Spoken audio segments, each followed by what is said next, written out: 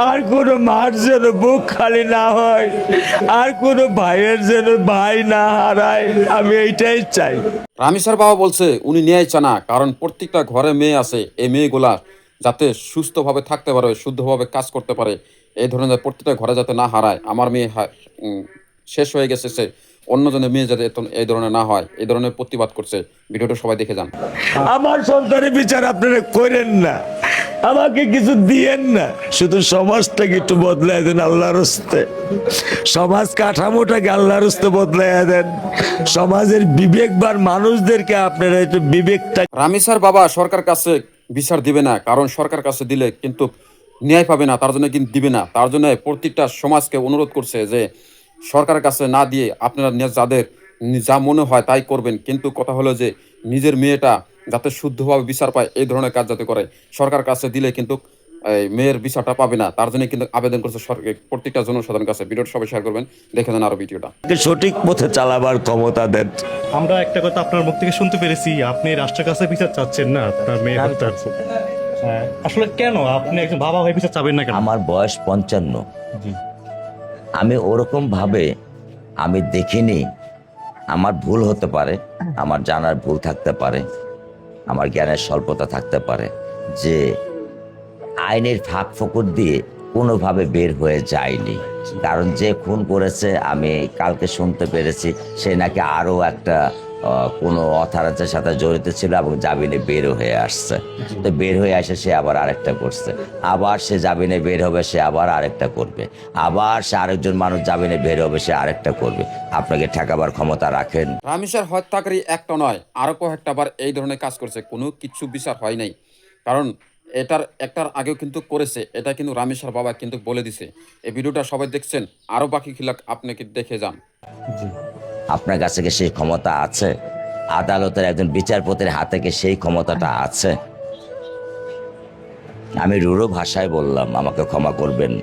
আপনাদের কাছে সেই ক্ষমতা কি রাষ্ট্র দিয়েছে? রাষ্ট্র কি আপনাদেরকে দিয়েছে? আপনি এখন অন্যায় করেন, আধা ঘন্টা পরে আপনি জামিনে বের হবেন, আপনি গলায় মালা দিয়ে ঘুরে বেড়াবেন। রামিসার বাবা বলছে যে বাংলাদেশে এমনও হয় যে অপরাধ করছে, যে খারাপ কাজ করছে, তো সে জেলে যাবে, কিন্তু জেলে যায় কিন্তু পরে কিন্তু উনি বের হয়ে যাবে একটু বা 1 মাস 1.5 মাস পরে, কিন্তু উনি ফের বের হয়ে যাবে। আর একটা কথা হলো উনি গলায় মালা মালা দিয়ে বের হয়ে যাবে, এই ধরনের কথা কিন্তু বলছে। সবাই ভিডিওটা দেখে যান আরো। আচ্ছা, আপনি গতকালকে একটা কথা বলেছিলেন যে সরকারকে আমি ইসলামে লিখিত দিয়ে দিলাম যে আসলে বাংলাদেশে আমার এটা আমার আবেগের ভাষায় আমি বলেছি, যেটা আমি বাবা হিসাবে আমি আবার আবেগের ভাষায় বলেছি। কারণ আমি বাবা, আমার সন্তান যখন হারায় যাবে তখন আমি হয়তোবা দিক জ্ঞান শূন্যতা আমার থাকতে পারে, এটা স্বাভাবিক। এটা কিন্তু আমি যেটা বলেছি খুব বেশি কি অন্যায় বলেছি? না, না।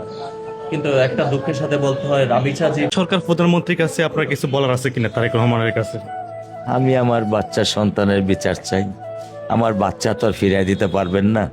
বিচার না পারেন না করেন, অন্তত আল্লাহর হস্তে এমন একটা সমাজ ব্যবস্থা দেন যে ব্যবস্থা আর কোনো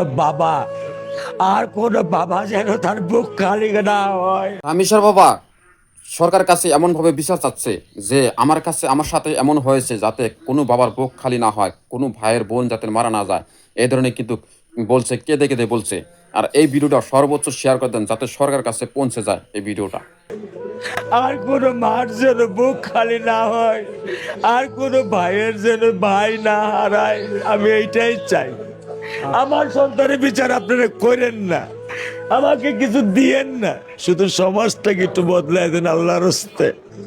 সমাজ কাঠামোটাকে আল্লাহর হস্তে বদলায় দেন। সমাজের বিবেকবান মানুষদেরকে আপনারা একটু বিবেকটাকে সঠিক পথে চালাবার ক্ষমতা দেন। আপনারা চাইলেই পারেন। 18 কোটি মানুষকে চালায় হয়তো বা 450 থেকে 500 মানুষ। এই 500 মানুষকে আপনারা সঠিক পথে নিয়ে আসেন, তাহলে বাংলাদেশ সঠিক পথে চলবে।